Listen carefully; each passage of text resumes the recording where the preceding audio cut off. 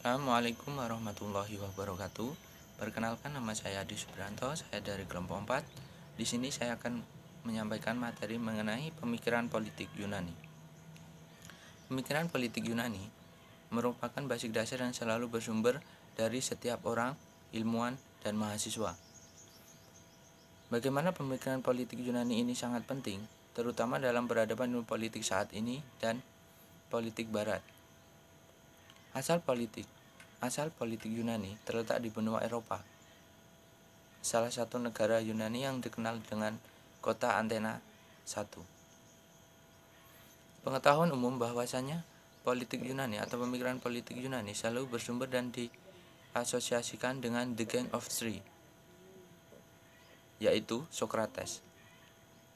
Dalam The Gang of Three tersebut terjadi perbedaan dalam bagaimana memaknai sesuatu. Contohnya, Socrates lebih menekankan pemikiran dan juga argumentasi dalam berpikir. The Gang of Three dikenal sebagai seorang filosofi, dan pada intinya, filosofi adalah ingin mengetahui sedalam-dalamnya tentang suatu, atau ingin mengetahui sebenar-benarnya dan seakar-akarnya. Itulah materi yang dapat saya sampaikan. Selanjutnya akan disampaikan oleh Gilang, teman saya. Terima kasih kepada saudara Adi telah mengizinkan saya untuk menjelaskan materi. Materi kali ini yang saya akan jelaskan adalah tentang pemikiran politik Plato. Plato ini dilahirkan di Athena pada tahun 427 sebelum Masehi, dan ia meninggal pada tahun 347 sebelum Masehi. Beliau ini merupakan keturunan dari keluarga aristokrasi yang turun-temurun memegang peranan penting dalam politik Athena. Menurut Plato, idea bukanlah berarti definisi dari pengertiannya saja, tetapi idea harus menyertakan keadaannya sebenarnya atau dari bentuknya sebenarnya. Mengapa demikian? Karena idea bukanlah berarti pikiran, melainkan realita. Segala pengetahuan adalah bentuk daripada ingatan, dan tujuan hidup adalah untuk mencari kesenangan, tetapi jangan memuaskan rasa hawa nafsu. Terima kasih. Materi selanjutnya akan dijelaskan oleh saudari kami Dwi Puspita. Kepada Dwi Puspita, kami persilakan. Assalamualaikum warahmatullahi wabarakatuh. Perkenalkan, nama saya Dwi Puspita Anggraini dengan NIM 2020702041 dari kelas 2002 ILPOL D. Baiklah, saya akan melanjuti bacaan teksnya. 16. Manusia yang disinari oleh ide kebaikan tidak akan mencintai kebaikan. Keinginannya tidak lain kecuali naik ke atas. Syarat untuk itu adalah dengan mengasah budi. Budi adalah tahu. Siapa yang tahu akan baik, tidak akan dan tidak dapat yang baik. Siapa yang hidup dalam dunia idea pasti menuju kepada yang baik. Siapa yang hidup dalam dunia idea tidak dapat berbuat jahat. Maka untuk mencapai budi yang baik berarti menanam keinsafan untuk memiliki ide dengan pikiran. 17. Negara ideal, peraturan yang menjadi dasar untuk mengurus kepentingan umum. Menurut Plato, tidak boleh diputus oleh kematian atau pendapat seorang atau oleh rakyat seluruhnya, melainkan ditentukan oleh suatu ajaran yang berdasarkan pengetahuan dengan pengertian. 18. Tujuan pemerintah yang benar adalah mendidik warga negara mempunyai budi. Manusia memperoleh budi yang benar hanya dari pengetahuan. Oleh karena itu, ilmu harus berkuasa di dalam negara.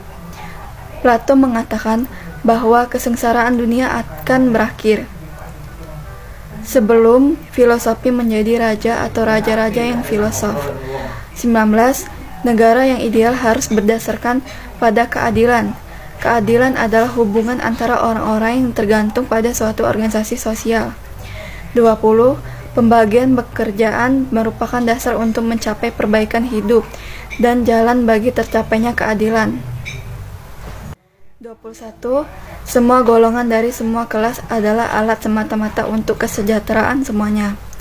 22. Pendidikan menjadi urusan yang terpenting bagi negara.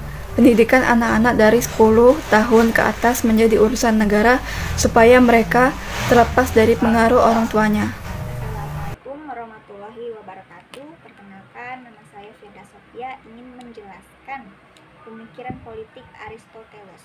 Aristoteles lahir di Stageia di Semenanjung Kalimbike, Tracia Balkan pada tahun 384 Masehi dan meninggal di Kalkis pada tahun 322 Masehi di usianya yang ke-63. Bapaknya adalah seorang dokter dari Raja Masedonia Amyntas ke-11 sampai di usia 18 tahun yang mendapatkan pendidikan langsung dari ayahnya tersebut.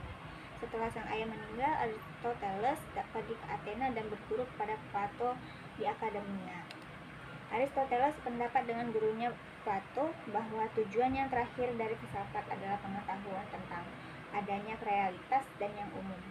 Ia memiliki keyakinan bahwa kebenaran yang sebenarnya hanya dapat dicapai dengan jalan pengertian. Lalu, Aristoteles memiliki pandangan yang lebih realistis pada Plato. Pandangan ini merupakan akibat dari pendidikan orang tuanya yang mendapatkannya terlebih dahulu memandang kepada konkret yang nyata. Logika Aristoteles terkenal sebagai bapak logika. Logika tidak lain dari berpikir secara teratur menurut urutan yang tepat atau berdasarkan hubungan sebab akibat ia sendiri. Lalu intisari dari ajaran logikanya yaitu silogistik, atau dapat juga digunakan kata natijah dalam bahasa Arab. Silogistik maksudnya adalah uraian berkunci, yaitu menarik kesimpulan dari pernyataan yang umum. Selanjutnya saya lanjutkan kepada teman saya yaitu Hadid. Assalamualaikum warahmatullahi wabarakatuh. Perkenalkan, nama saya Kadit Oktiansi dari kelas Ilmu Politik 2002D dengan nomor NIM 2020702043. Saya akan melanjutkan materi yang telah disampaikan oleh teman saya sebelumnya. Aristoteles mengambil ajaran-ajaran tengah. Tiap-tiap budi perangai yang baik harus duduk tengah antara dua sikap yang paling jauh tentangnya. Misalnya berani antara pengecut dan nekat, suka member antara kikir dan pemboros, rendah hati antara berjiwa budak dan sombong, hati terbuka antara pendiam dan pengobrol. Ada 3 hal yang perlu dipenuhi untuk mencapai kebahagiaan hidup. Pertama, manusia harus memiliki harta secukupnya supaya hidupnya terpelihara. Kedua,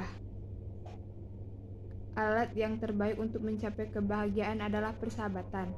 Ketiga, sesuai dengan tanggung jawab dan keadilan dalam arti memperbaiki kerusakan yang ditimbulkan. Kebahagiaan akan menimbulkan kesenangan jiwa. Kesenangan jiwa ini akan mendorong seseorang untuk bekerja lebih giat. Negara pelaksanaan, etika baru dan akan sempurna apabila dilaksanakan di dalam negara. Manusia adalah zon politikon. Makhluk sosial, ia tidak dapat berdiri sendiri. Hubungan antara manusia dengan manusia lainnya. Makhluk sosial dengan makhluk sosial lainnya tidak dapat berdiri sendiri. Hubungan manusia dengan negara adalah sebagian terhadap seluruhnya. Tujuan negara adalah mencapai keselamatan untuk penduduknya, memperoleh barang yang tertinggi yaitu kebahagiaan. Keadilan adalah unsur negara yang esensial untuk mencapai kebahagiaan. Terima kasih.